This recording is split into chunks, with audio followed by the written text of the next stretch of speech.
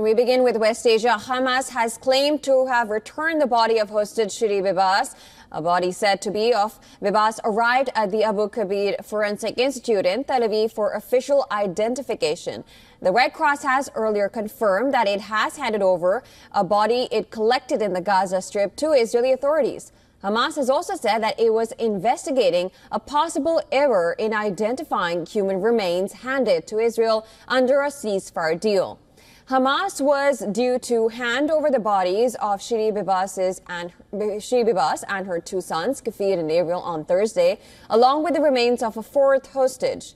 4 bodies were delivered, and the identities of the Bibas boys and the other hostage, Oded Lifshitz, was confirmed. But Israeli specialists said that the fourth body was that of an unidentified Gazan woman and not Bibas. Israeli Prime Minister Benjamin Netanyahu has accused Hamas of failing to release the body of Shiri Bibas, calling it a brazen violation of the agreement.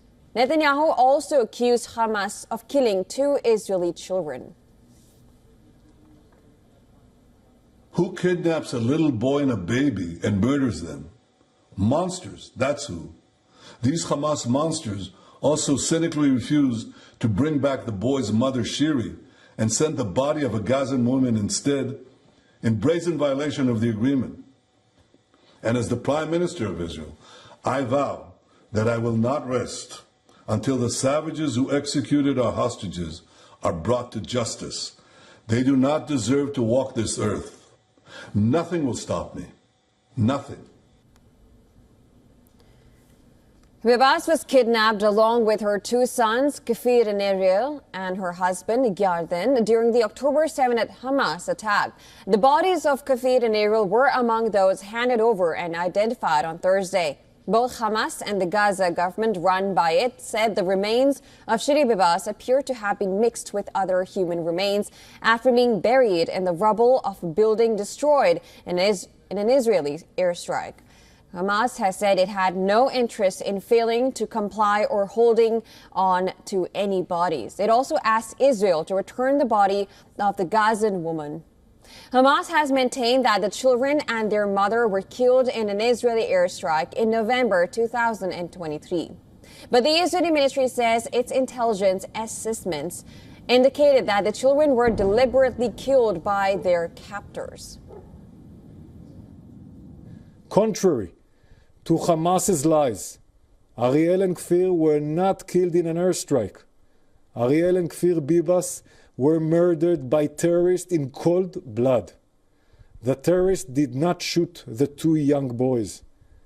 They killed them with their bare hands.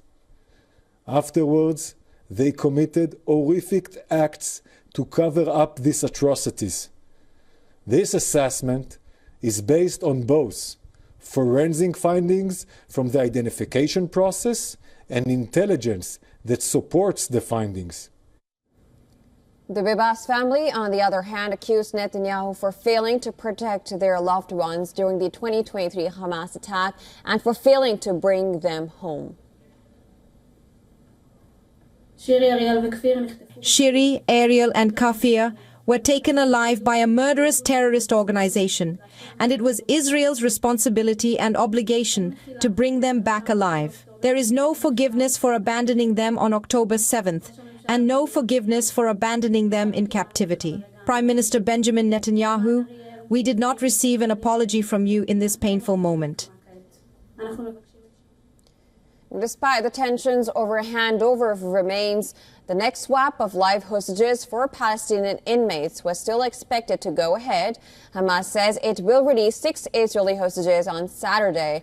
In return, Israel will free 602 inmates from jails as part of the ongoing Gaza ceasefire deal. Hamas named the hostages to be freed as Elia Cohen, Tal Shoham, Omer Shem, Tov Omer Wenket, Hisham Al-Said, and Avra Mengitsu. Now, of these, Al-Said and Mengitsu are civilians who entered Gaza a decade ago, while the other were taken captive during the Hamas attack in October 2023.